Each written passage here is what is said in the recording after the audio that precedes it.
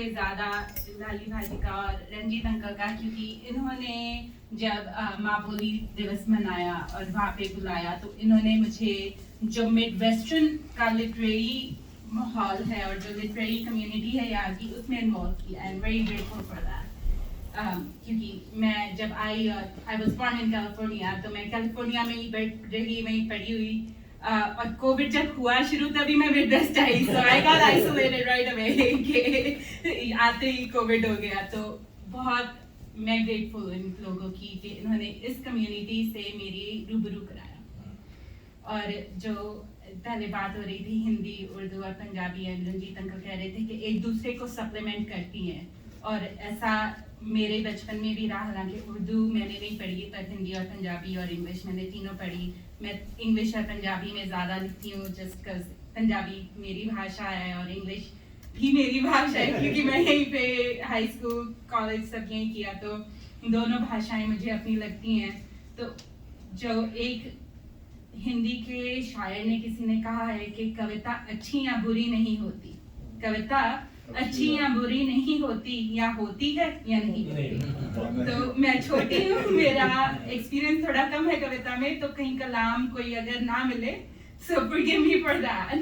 और उर्दू के जो एक उर्दू में बहुत मिठास लगती है मुझे, और उर्दू के हमारे बहुत अच्छे और बहुत कम मालूम एक आम जो हमारी कम्युनिटी है उसमें इतना जिन्होंने नहीं पढ़ा जाता हुआ है शाहजहां ज़फर, उनका एक बहुत ही उदास भी है और संजीदा भी है गजल, वो मुझे बहुत पसंद है कि लगता नहीं है दिल मेरा उजड़े गया किसकी बनी है आग में न पाएगा।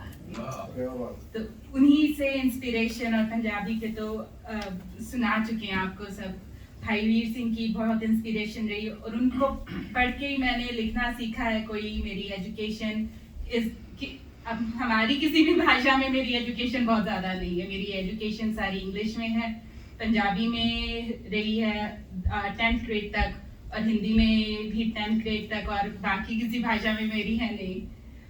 और मैं जब अपना तारुफ कराती हूँ, क्योंकि मैं बॉर्न यहाँ पर हुई हूँ, पढ़ी मैं, बचपन मेरा इंडिया में गुजरा, और जो 47 से पहले जो पिछोकड़ है, जो एंसेस्ट्री है मेरी, दैट्स पाकिस्तान, वो अब पाकिस्तान हो गया, पहले तो इंडिया ही था।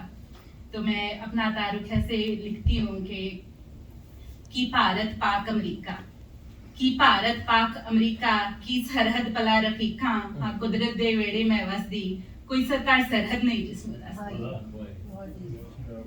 और उससे ख्याल तो कि I am very grateful to mother nature कि कुदरत ने मुझे कलम दी, और जो भी मेरी भाषा है, जो भी मुझे जितना भी मैं कम ज़्यादा लिखती हूँ, वो सारा कुदरत का दिया हुआ है, खुदा का दिया हुआ है, तो मैं उन्हीं को शुक्रिया करती हूँ। तो मेरी जो पहली छोटी सी कविता है उसी को समर्पित है कि रब ने ख्यालां नूं लफज दिते, रब ने ख्यालां नूं लफज दिते, मैं बोलना सीख लिया। कुदरत ने हाथ च कलम दिती, मैं लिखना सीख लिया। रब ने ख्यालां नूं लफज दिते, मैं बोलना सीख लिया। कुदरत ने हाथ च कलम दिती, मैं लिखना सीख लिया। मां ने उंगल फड़ी, मैं तुरना सीख लिया। मां ने उंगल फड़ी, मैं तुरना सीख लिया। प्यो ने गोदी चुकिया, मैं उड़ना सीख लिया। मां ने उंगल फड़ी, मैं तुरना सीख लिया। प्यो ने गोदी चुकिया, मैं उड़ना सीख लिया। पहलों रहमत मिली फिर परवरिश, पहलों रहमत मिली फिर परवरिश, बस कुछ इस तरह ही मैं जिंदगी नू जीना सीख लिया। बस कुछ इस तरह ही मैं जिंदगी नू जीना सीख लिया।